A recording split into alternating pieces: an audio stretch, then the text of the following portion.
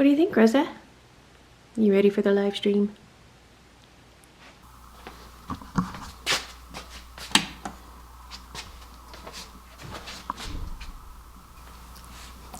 If only I could tell you guys how many different awkward intros to this video I have filmed. I just don't know. I'm having one of those moments where I have so many things I want to work on, I need to work on, and I'm excited about all of them, but I'm like kind of paralyzed with the indecision of where to start, and that includes vlogging. Like, I really want to vlog. I have a couple different vlogs I want to make. I have a ghostwriting project I'm like kind of nearing the end of. Like, we're in the second half of Act 2, the second half of the book. Really want to work on that. I have some revisions for auditions for a book packager project to read that I'm very excited to read. That actually needs to be first. And I just keep turning on this camera to film and saying the most rambly things, and it's all been deleted. So anyway, well, first of all, as you can see, Rosa and I are in a new location. We are doing a house sit in Colorado. We actually did one last week, which was Thanksgiving. We did a house sit with a very sweet boxer named Dallas in a really beautiful neighborhood. We got some snow while we were there. Rosa was absolutely in heaven because that is, of course, ideal lab weather. And then we got back in the van for a little bit. We stayed in Moab, Utah for a couple of nights. It's just, we found this campsite and it was, I mean, I just could have stayed there for like a month. It was just absolutely beautiful. We would have these gorgeous hikes in the morning and in the afternoon, and just cook dinner in the van when we got back home, and like, I don't know, it was beautiful. But here we are now in Colorado doing another house sit at this absolutely gorgeous house. Like, check this out. Rosa, as you can see, has made herself at home. But it's very cold outside. Don't let the lack of snow fool you, but this morning I saw, just when I walked out of the bedroom, the most beautiful sunrise.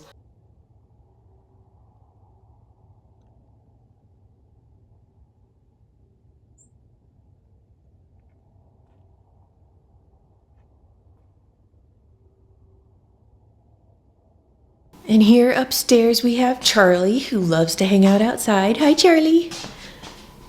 And this is Zuni. Hi, Zuni. Hi, sweetie. Come on inside, Charlie. Come on. Hello. Hi, beautiful. Yeah, I can't get enough of this view. All right, let's try this again. A few days have passed. We ended up getting some snow, which was really beautiful and also really weird. I have to say, it was like snowing a lot briefly, especially when we went and took Rosa on a walk in this park that is very close by. But then when we came back there, it wasn't snowing anymore, and it had mostly melted, and then it kicked in again later, and it was like, I don't know, it was kind of all over the place weather, but really beautiful.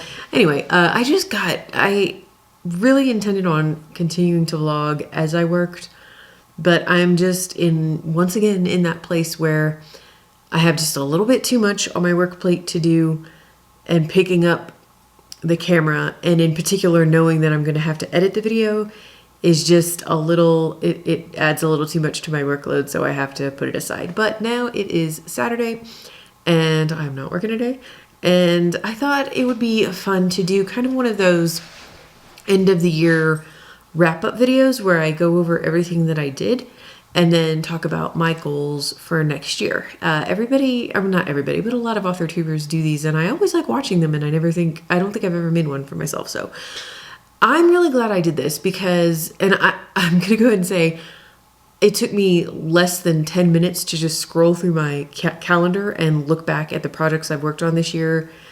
I might have missed some stuff. I don't know if this is like totally comprehensive, but I think it's pretty close, and I'm really glad I did it because I wrote it all down in my phone, and I had been feeling, I think as writers we always get this way, just feeling like I haven't done enough this year, this month, this week, today. It's just, I I'm at that last, like 3/4 of the way through a ghostwriting project. And it's like this with every single book I write, whether it's mine or a ghostwriting thing. This is the point where no amount of words I write in a day is enough because I just want to be at the end. And all the doubts are really kicking in, like, this draft is absolute garbage. What am I doing? I shouldn't be charging anyone money for this. Da da da da. I know it's all crap. I go through it every time. But it's just kind of hard to break myself out of that headspace. And looking at everything I've done this year made me feel accomplished. So that was a nice feeling. I encourage you to do this too, even if you don't vlog or do social media or anything, just for yourself. Go back through your work calendar and just make a list. Like, here's all the stuff I accomplished this year in anything, whatever categories you want. So here's what I'm going to do. I split mine into categories. I will break it into chapters below so you can skip around if you like. And we're going to start with ghostwriting.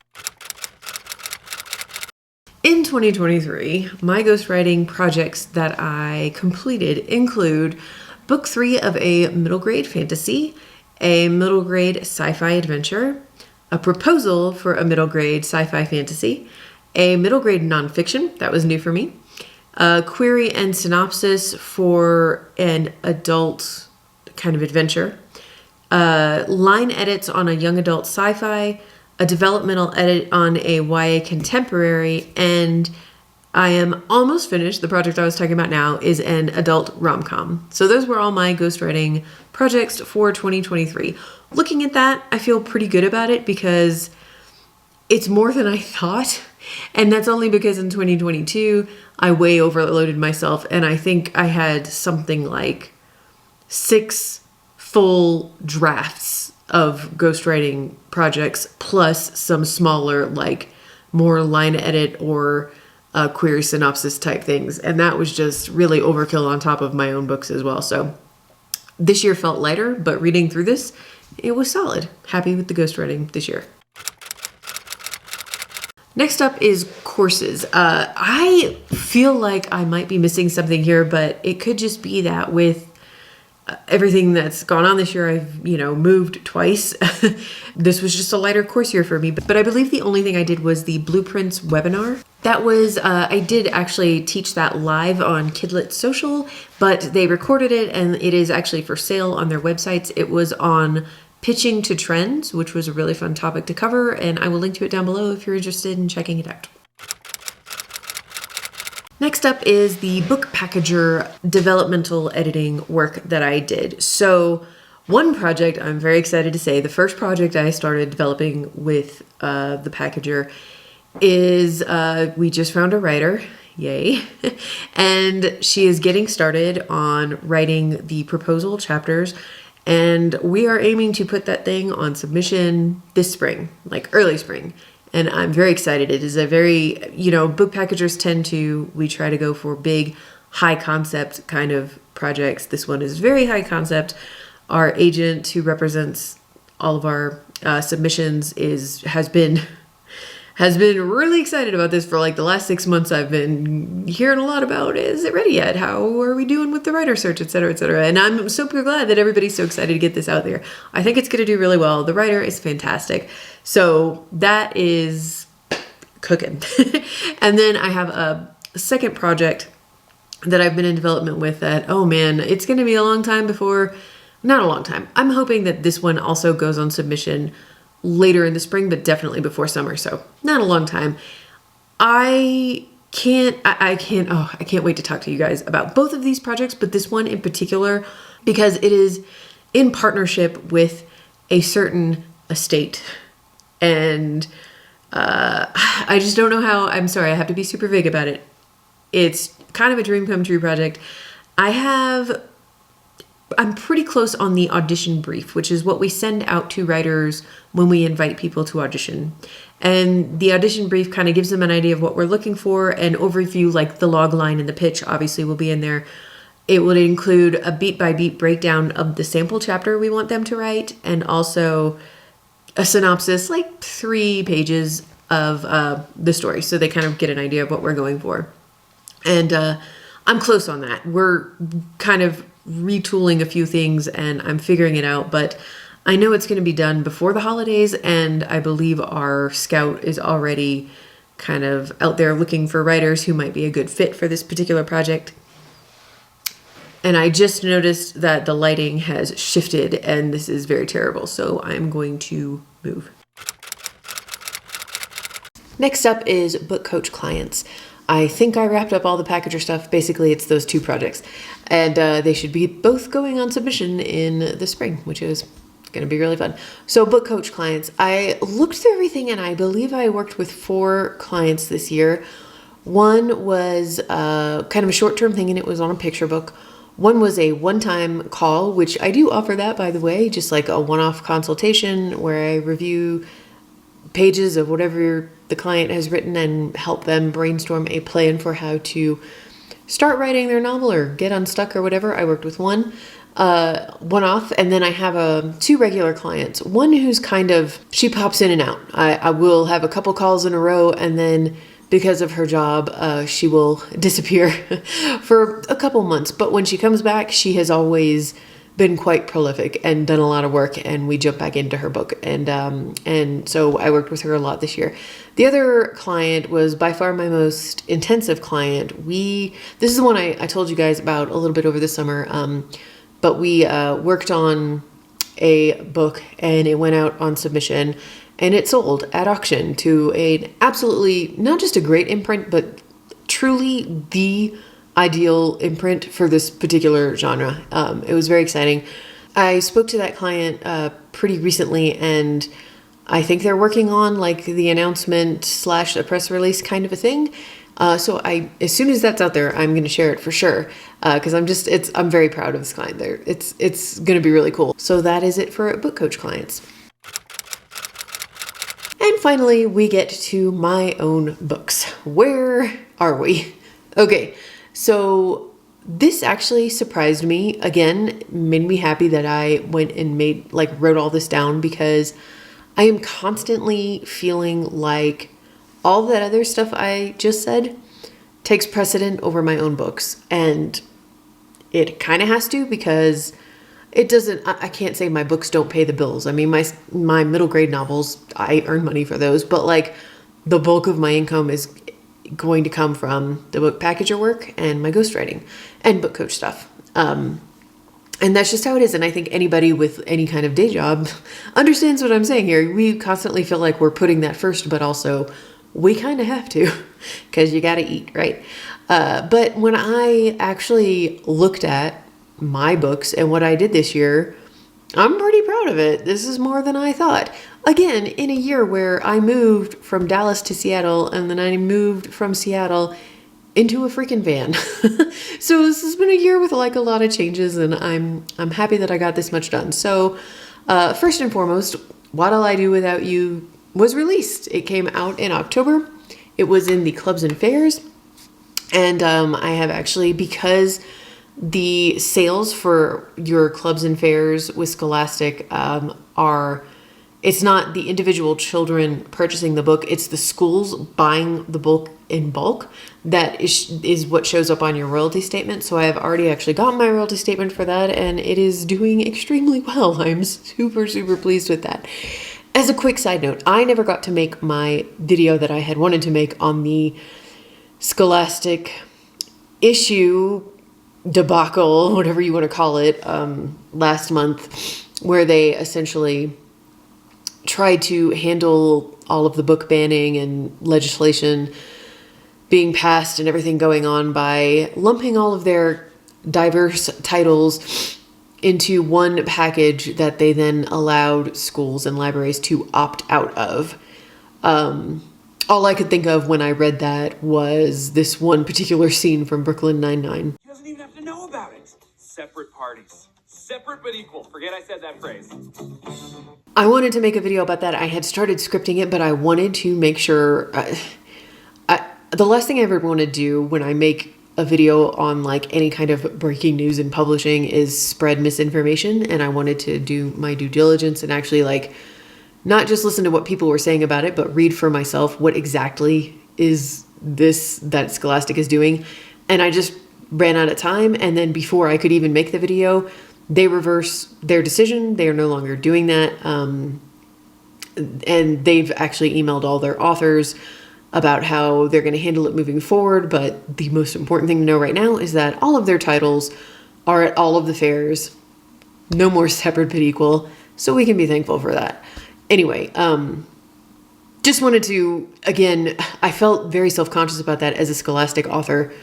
I felt like it would be noticeable if I didn't make a video about it because, like, I don't want to bite the hand that feeds me, but it really was just a matter of time. I was really angry. I had a script going, I promise. Thank you to everyone who spoke out on social media, on YouTube, anywhere, because it was the backlash that I'm sure ended that decision for them and is the reason that the fairs will be, fair this coming spring. So anyway, there's that. So What'll I Do Without You came out. I also wrote my first nonfiction middle grade novel, separate from the ghostwriting thing. That was for a private client I mentioned earlier. This one was The Rebel Girls. And they still don't have a cover for that, at least at the time that I'm filming this.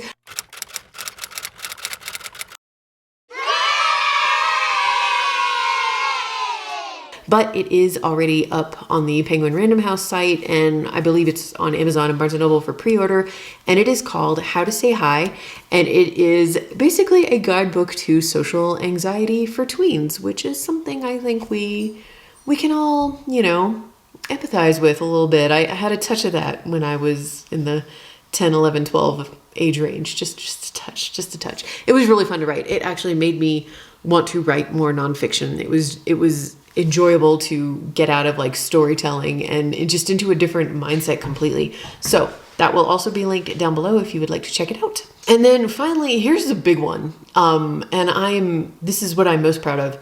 Amidst all of this, I conceptualized, outlined, drafted a middle grade mystery novel, got beta feedback from 2 of my critique partners, revised it, queried, got an agent, did a pretty hefty revision for the agent, did a second lighter revision for that agent, and went on submission.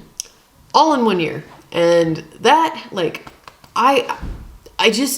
you get so caught up in, like, I've just been thinking, well, here I am on submission. I've gotten 3 I can't remember if I've updated this in the vlog, but so far I've gotten 3 passes, which honestly I was expecting more, considering I'm like over a month in, so that's not bad. And one of the editors, my agent forwarded this email to me. The editor said, I'm passing on this because it's great for these reasons, but it's a little too quirky for my tastes, which is subjective, fair, fine. But I think this would be a good fit for my friend who is an editor at this other house. So I emailed them and found out it's already on her to read list, because that editor at that house happened to be on my submission list as well. But that was such a positive moment. Getting rejections never feels great. I wasn't very upset by the first few. I was expecting them, but just knowing that an editor passed but thought enough of it to take the time to contact another editor and say, hey, if this isn't in your, to read pile, like, this might be a good fit for you. If anything, it nudged that editor to maybe move my manuscript higher on her to read. I mean, I don't know. It was a nice gesture. I'm happy my agent shared that with me, that happened, because it was like a little confidence boost. Makes me feel like, okay, there's promise here. This book still has a shot. I mean, I'm still out with like probably close to 20 editors, so I'm, we'll see what happens. I would love to hear something before the holidays, but I know how publishing works, so I'm kind of prepared to put this mentally on hold until January, because I don't think I'm going to hear anything until then. Anyway, so that's how that's going. My point was, we get so caught up in, like, when you're on submission or when you're querying and you're just waiting and waiting and waiting, you kind of forget to look back and be like, oh man, I just did a ton of work to get to this step, and just like sit in that for a second and appreciate, and feel success. I think I talked about that in that last vlog, but that was a success. If anything, writing that book got me an agent again. So that's a success, right? So that is where we are. That was my year. I looked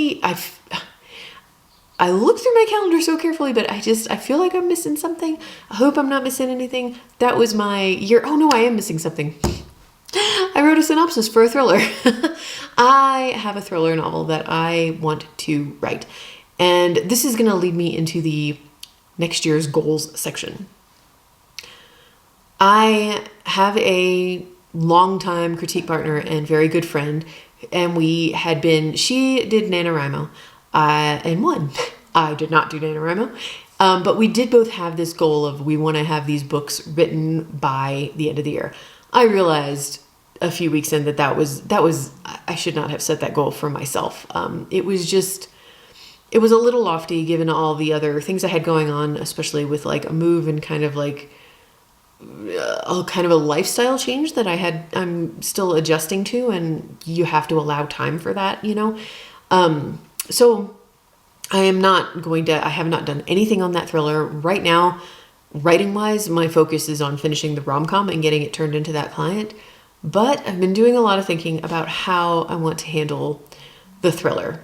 And I came to a decision. So I was thinking about my mystery novel, the one that it wasn't the official title, but I was calling Sandstorm. And I vlogged a lot about that over the last couple of years. It was a nano book for me, and I just spent a lot of time writing and rewriting it.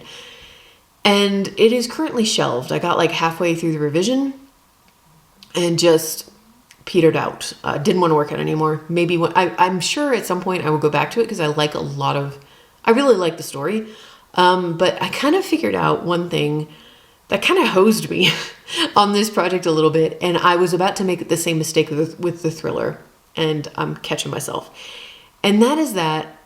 So my idea of a zero draft is writing a draft that you're not worried about voice or prose at all. You're getting the mechanics of the story out, just like the basics of the plot. And I did that with the mystery. And I rushed it so much because I was in such a hurry to just be able to say I have a draft, that even the mechanics of the plot, especially in the second half of the book, weren't there. I rushed it. And the other thing that I realized is that while I do think the technique of sitting down to write a scene and writing a zero draft of the scene to get the mechanics out and then immediately going back up and rewriting it for voice, I think that's solid. But for me personally, doing it for an entire draft doesn't work. Because what happens is, if it's one thing for me to sit down and write one scene voiceless and then immediately go back and like make it sound the way I want it to sound. It's another thing entirely to try to get through an entire book that way. If I don't know what the voice is, then I really lose interest in the book and I start feeling panicky that I don't know what the book is before the halfway point. And that's what happened with the mystery novel. One of the big things I learned about the mystery novel is that I was going for an ambiguous ending, but I was not going about it the right way. When I think about novels I love with kind of in endings that are up for interpretation, I'm pretty sure that the author always knows what their own interpretation is, but it's open for the reader. And I really love that. I know it's not everybody's thing, but I like those. In this case, for my mystery novel, I didn't know the ending. And then therefore it wouldn't have been satisfying because it would have been ambiguous in a bad way. Like this author didn't know how to wrap it up, so she just kind of ended it. And I don't want to run into that problem with the thriller. And I think a part of the reason that happened was me doing the zero draft thing. I never found the voice. And if I didn't find the voice, then I didn't know enough about who particularly the protagonist was. And that's what's going to be driving my decision on what my ending is more than the mechanics of the plot. It makes sense in my head. I hope it makes sense when I say it out loud. So here's my goal for 2024. I want to have a completed draft of my thriller by the end of the year, December 31st. I'm hoping I will finish it well before then, but like I'm not going to make an attempt to rush it because my biggest goal is to write this book slow. And maybe that's not super exciting for like vlog purposes, and I'm certainly not going to be like throwing up big word counts necessarily, but I think my synopsis is a pretty solid one. It is nothing like a scene-by-scene outline, but I know I have divided it into 4 parts, and I know what needs to happen in each part and where the character needs to end up, both like physically in and within the mystery and the issue that she's dealing with, but also like mentally and emotionally. I know where she needs to be, and I think that's enough for now. And so I want to write it slow. I'll kind of outline as I go. As I write a few chapters, maybe I'll think, oh, I know what needs to happen now in like this part, and I'll add a little bit more to my synopsis and turn it into a little bit more of an outline. But I really want to find the voice and the style, and I want to figure out what is going to make this book stand out, because I think it's a solid thriller. The basic premise is a woman is framed for murder and on the run, fugitive style, and has to clear her name. There's a few other things like comps I have in mind that make it different and I hope special, but it's so hard to stand out. I mean, this is true of any genre, but thriller is a very popular, incredibly saturated genre, and I'm not sure yet if this is going to be more of like a serious, dark, twisty kind of thing, or a funny, quippy, sarcastic thing. I'm thinking about like the Finlay Donovan series, or I don't know, and I need to just start writing and learn more about this character for her to tell me, so that I can write with purpose, unlike what I did with the mystery novel, and actually have a strong vision of what I want it to be ultimately when I get to the end. So that's my goal for next year. As far as like other projects go, I'm just gonna kind of have to wait and see what happens with being on submission. If my middle grade novel sells, I did set it up to have series potential, and obviously I would be thrilled if I got to write a book 2 for that, but you know, who knows what's going to happen there. If it just doesn't sell at all, I have a few other middle grade ideas that I would love to play with. I will say it's going to be probably tough for me to really want to jump into that, because I just know how hard the market is right now for middle grade in particular, because between it being hard to get on the shelves in Barnes & Noble and all the book bannings and all that legislation, and just so many people who just don't want kids to read different types of stories, it's making our life a little difficult, and it's making it really hard. It's making it hard for everyone at publishing houses. I have total empathy for them, but I gotta say, for those of us who are not getting paid to write these middle grade novels until they actually get a deal, it's hard to sit down and spend months, better part of a year, working on something that might not ever earn us a penny, and even if it does sell, probably won't get shelved at Barnes & Noble, and therefore our trade sales will be rotten. And even if that does happen, it might not get put into clubs and fairs or in schools and libraries, which is the biggest market for us, because some parents think they have the right to control what other kids read. It's a fun time to write for children, let's just leave it at that. So I guess what I'm saying is I'm not sure what my middle grade goals are next year. It's all kind of dependent on sub, but once the new year starts and I've got these current projects off my plate and I'm starting with a new load, the thriller is going to be what I'm prioritizing, and I will be vlogging about that a lot. So that's going to be it for this video. Please let me know, how was your year with writing and everything else, and what are your goals for 2024? I would love to hear them. Leave them in the comments down below, and I'll see you guys later with another video. Bye.